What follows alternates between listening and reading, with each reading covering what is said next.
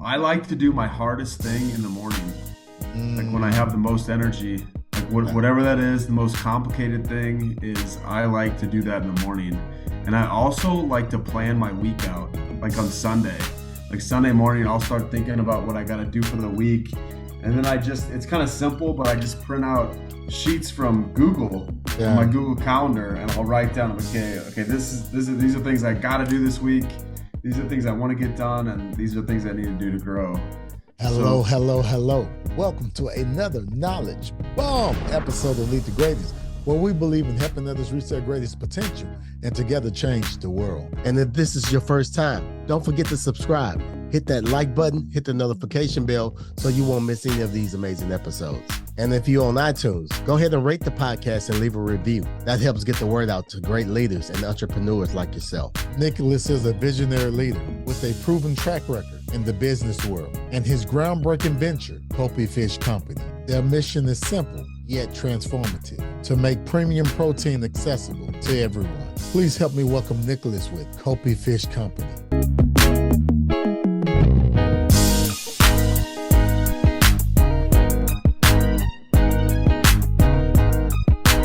This is Cedric Francis, and you're listening to Lead to Greatness. My name is Nicholas Melosi. I'm from a small farming community in Southern Illinois, and I've been an entrepreneur since I was in 5th grade. You know, talking to my dad, I made a couple ideas, and I found a bike and I fixed it up and sold it, and made some money on that. And then my mom would take me to the gas station before school, and I would get some gum and some other candy, and I would sell it to my friends at school until the teachers told me I couldn't do that. But that was kind of my first experience with being an entrepreneur. I grew up baling hay and helping out friends on different farms, and yeah, it was a good place to grow up. There's always seemed to be a strong work ethic in my town, or it might have just been my parents, but it was always important to work hard. So I think that's the biggest thing I've taken away, is that I've always taken pride in working hard. I have 2 boys, and I'm super concerned about what I'm feeding them, and kind of doing research on what's going into some of these frozen meals. But the last several years, I've really enjoyed getting on the river system locally here and exploring it and learning about it and knowing how much we have to protect it and how many valuable protein sources there are in it. So, fishing and nutrition. So these Copi fish, we love to catch them and learn about them. So let's talk about Copi Fish Company. So what inspired you to begin this journey, and why? We just felt like it was a big resource that was available locally. You go to the grocery store and you're spending a fortune every week on proteins, and we just feel like that we can provide some that are local. It's similar to salmon. The only issue with these fish is that there's a Y bone in them, so you just have to eat it more like trout. But they're delicious. You can fry them, you can bake them, you can make fish tacos. There's several different ways to prepare them, and we're developing some recipes right now to get up on our Instagram page. What I want you to do, I want you to just kind of really explain some history about this fish. All right. Well, they were brought over from Asia in the 50s to help maintain plankton levels, and they were kept in lakes and ponds, and through flooding they escaped and into our river systems, and they just blossom because they grow so fast. They'll grow to be 10 pounds in a year, and they can eat their body weight. But the thing that I like most about them is that they eat mostly from the top of the water. So they'll eat the plankton at the top. Predator fish like catfish get bigger, their mercury levels get higher. Yeah. So you got to be careful on how many predator fish you eat and how big they are. You want to eat smaller sizes, but these fish, they're not like that. They don't eat other fish. They don't eat predators. Their toxicity level is extremely low. When we started getting into this, I started researching a lot about different species of fish to eat, mercury levels, and the state of Missouri was telling me is that these fish, they are highly nutritious, and you don't have to worry about mercury in these fish just simply because of where their food supply is coming from. But one of the reasons that they are able to harvest them in such high quantities is because they do compete with our natural fish in the areas, like our crappie and our smallmouth bass. Mhm. And so that's why the states are funding kind of a program to harvest them and provide it as a protein source. Let me ask you this. So, what challenges have you faced in establishing Copi Fish Company, and how have you overcome them with driven innovation in the seafood market? We were new in that whole space, Mhm. food, seafood, any of that. So it's been a massive learning curve. Everything has been. The only thing that we feel like came naturally to us was catching the fish, but as an entrepreneur, I mean, you're always overcoming challenges and kind of just rolling with punches. Yeah. So we're kind of used to that. My brother helps me out a ton on all this stuff, and he's good at just being like, we need this permit to sell retail products. Can you figure out how to get that? And Yeah. he'll just jump on the computer and do us a research. A big thing has been figuring out how to package these things affordably to get them to somebody's door. Mm. Like the Hello Freshes and those types of products. When I started my first business to where I was self sufficient, like, it's kind of sad to say it, but I didn't really have a social life, right? Like, that's kind of like what I did was I worked Yeah. and then I focused on my future. I put a lot of effort into what I wanted. Like, I wanted some independence. And like, to me, it's all about where you spend your time, right? Like, when a lot of my friends were out, like, just going out, Yeah. and like, I didn't really go out. I worked two jobs so I could save up money so I could start my first business, and then I would still work full time Yeah. and keep developing it. There's never going to be a perfect time, right? I mean, wouldn't you agree? Absolutely. Like, it's like there's going to be a lot of obstacles and a lot of hurdles, but it's all about kind of rolling with them and figuring out and talking to people. And like, one of the biggest things that I think I've learned is to talk to people that have been in a similar situation, that who have made it, and trying to be like, man, I don't know what to do here. Like, what would you do? So a lot of these networks are pretty big. Different people have different levels of risk, right? Like, I have two kids now, so it's like I have to dial back my risk intake a little bit. So it's kind Yeah. of, every individual is going to be different, Yeah. but I mean, if you're miserable at your job, it's like, where do you want to spend your days? Like, you gotta go for it sometimes. Probably been my biggest asset is finding folks that can, mentor, right? They can help me through when you get discouraged, because you are going to be discouraged, and it's a roller coaster. There's a lot of ups and downs with it. The network, and I mean, with like Facebook and all this social media right now, it's kind of easier to find networks, right? It does feel good to connect with people like that, and to kind of that have been in your shoes, right? Yeah. Maybe that's one of the big things, right? Is surround yourself and get to know the people that can help you where you're weak, and don't get discouraged. And like, I was always careful about who I would tell what. I always like to show people instead of telling them about Mm. things. Yeah. Surround yourself with people that you like, that give you confidence and that make you help you feel confident in Yeah. in what you're working on. Yeah. And they see you. They see you. They know you. They see the vision, and they like, man, you know what? You can do it. So Like, amazing. right when you get to quit, you level up. Yes. Like, Yes. it's Yeah. like it's like the growing pains. You're shedding your skin right there. It's real. So hey, so lead to greatness. Listen to this. Keep going. No matter what the season looks like, no matter how tough it may get. Surround yourself around some good people. I mean, get a great mentor. Get somebody in your life. And even if you have an idea, if you have an idea, Nicholas said this, maybe you're weak in a certain area. I mean, it could be advertisement. It could be sales. If you're weak in sales, you have a great idea, but you're weak in sales, find somebody. Hopefully you have to trust them, but getting that right person to see what you see that vision, and go forward with you.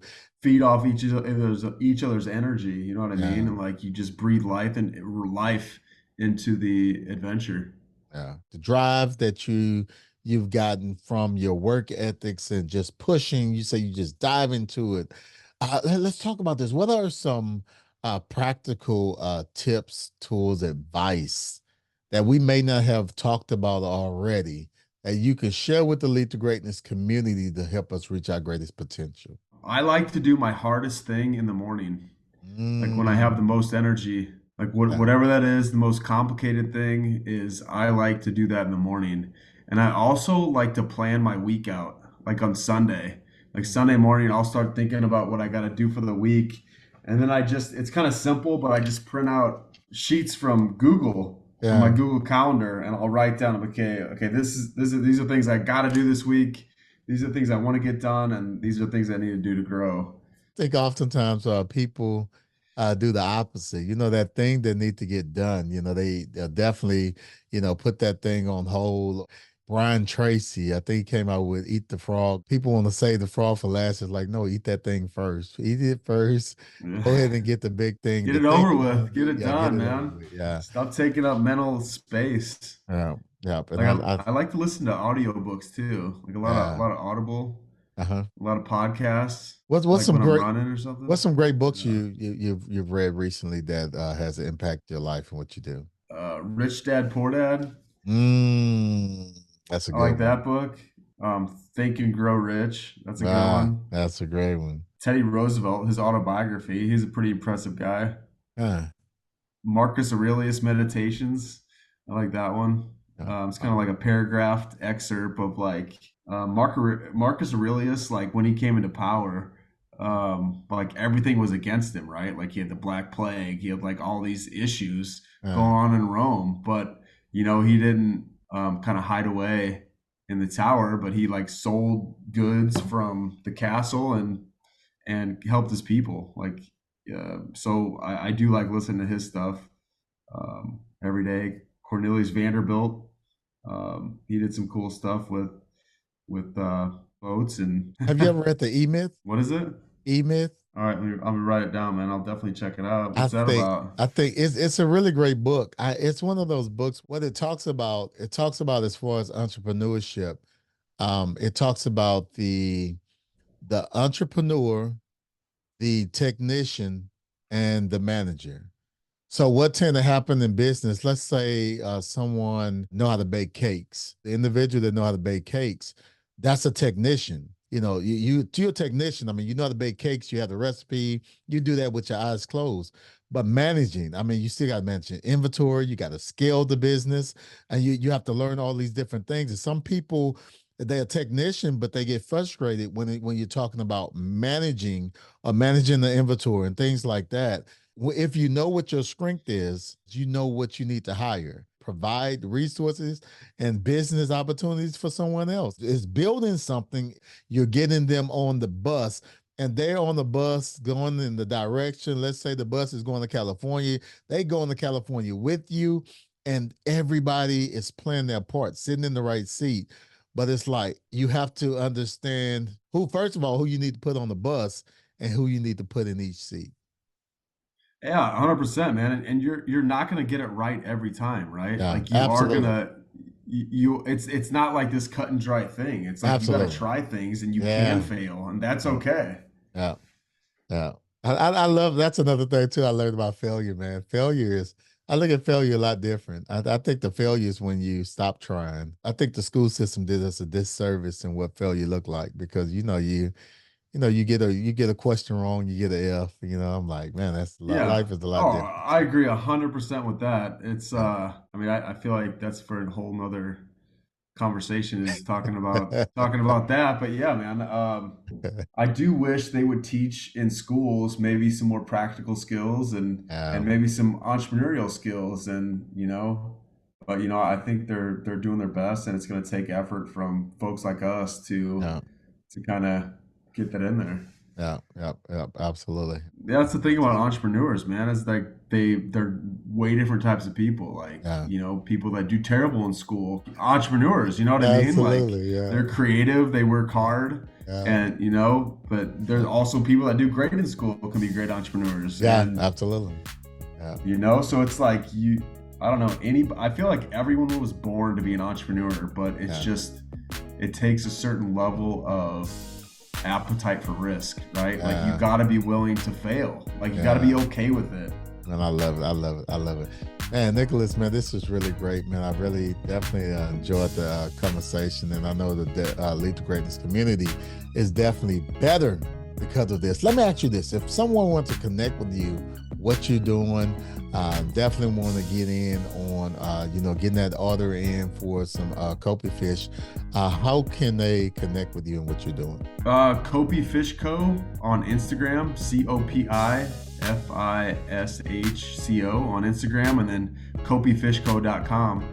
So either one of those places. And we're actually starting to develop some like behind the scenes on how we catch the fish and process them to put on our Instagram. We feel like maybe it might be a connection, and see where these fish are coming from and how amazing these rivers are. And so that's kind of our next step.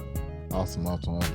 So where is Copi Fish Company? Where are you guys going? Hopefully we create jobs and, we create a sustainable source of protein that's a reasonable cost. Like that's our objective right now. Yeah. I don't have this massive plan on where I want to go, but I do know that I enjoy being on a river, right? And I enjoy feeding people. So, I don't know, like maybe this venture has been different from others, but that's all I know at this point is that it's fun. And you know what, but you said something, it's really huge. Because at the end of the day, I'm listening to what you're saying. You're talking about changing people's lives. And that's what matters. That's what matters at the end of the day. So, man, hats off to you, what you're doing, you and your brother. Man, blessings to you guys and your endeavors and everything you all are doing, man. This is amazing. This is awesome. On behalf of the Lead to Greatness community, I want to thank you so much for taking time out of your busy schedule and adding value to us all. No, man, thank you for having us. It was definitely great to meet you, and I definitely appreciate your time. We want to thank you for joining us today on the Lead to Greatness podcast. So remember, if you help others reach their greatest potential, together we can change the world. Peace.